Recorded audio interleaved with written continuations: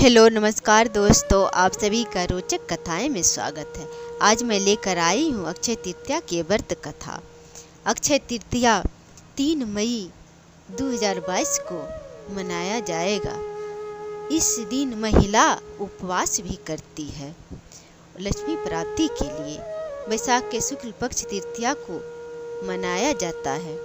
इस दिन किया हुआ कार्य सफल होता है। जो भी दान पुण्य करता है उसका कभी क्षय नहीं होता है, वह अक्षय हो जाता है। अक्षय का अर्थ उसका कभी क्षय न हो। परशुराम जी का जन्म भी इसी तिथि को हुआ था। इस तिथि को चिरंजीवी भी कहा जाता है। त्रेता युग का आरंभ भी इसी तिथि को हुआ था, इसलिए युगा तिथि भी कहा जाता है। इस युगा तिथि भी कहा जाता है। वृंदावन में भगवान कृष्ण जी के चरण दर्शन इसी तिथि को होता है और 1 वर्ष तक कपड़ा से चरण ढका रहता है और इसी दिन चरण का दर्शन होता है। हजारों श्रद्धालु चरण दर्शन के लिए जाते हैं। इस दिन का किया हुआ मंगल कार्य शुभदायक होता है। इस दिन सोना चांदी जो भी भूमि भवन खरीदता है, गाड़ी, वे सभी फलदायक होता है। इस दिन दान पुण्य क्या हुआ हजारों गुना पुण्य की प्राप्ति होता है। इस दिन सौभाग्यवती स्त्रियां व्रत करती है और कथा सुनती है। यश कीर्ति बढ़ता है और सौभाग्यशाली होता है। धन पुत्र घर में सुख शांति आती है। और अक्षय तृतीया के दिन शिव पार्वती भगवान विष्णु माता लक्ष्मी की पूजा की जाती है। सुबह बर मुहूर्त में उठकर किसी नदी गंगा या घर में गंगा जल में मिलाकर स्नान करना चाहिए। फिर स्नान के बाद शुद्ध वस्त्र धारण करें। पूजा रूम में या मंदिर में जाकर पूजा करें। सबसे पहले सूर्य देव को जल दें और पूजा करें। फिर मंदिर में एक चौकी पर पीला वस्त्र बिछाकर माता पार्वती, शिव जी और विष्णु जी, लक्ष्मी जी का विग्रह स्थापित करें। पंचामृत से सबसे पहले गौरी गणेश का पूजा करें। फिर पंचामृत से शिव जी, पार्वती और लक्ष्मी जी, विष्णु जी को पंचामृत से स्नान कराएं। फिर कुमकुम और सिंदूर लगाएं, फूल माला चढ़ाएं। फिर फल मिठाई नैवेद्य के भोग लगाएं। धूप दीप अगरबत्ती और कपूर दिखाएं। फिर कथा सुने, आरती करें, क्षमा प्रार्थना करें, आचमन करें।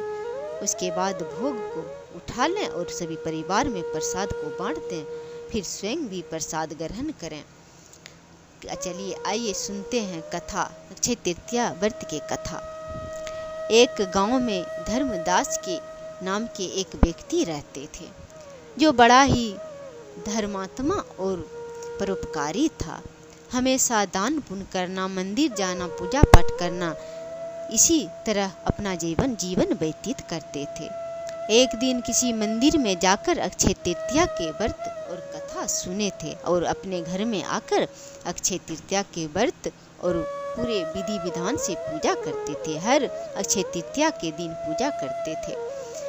तभी वृद्ध अवस्था ने आ गया और दान पुण्य, पशु पक्षी को दाना देना, पेड़ पौधा लगाना, मटके का दान करना, जल का दान करना, इसी तरह करते करते वृद्ध अवस्था आ गया।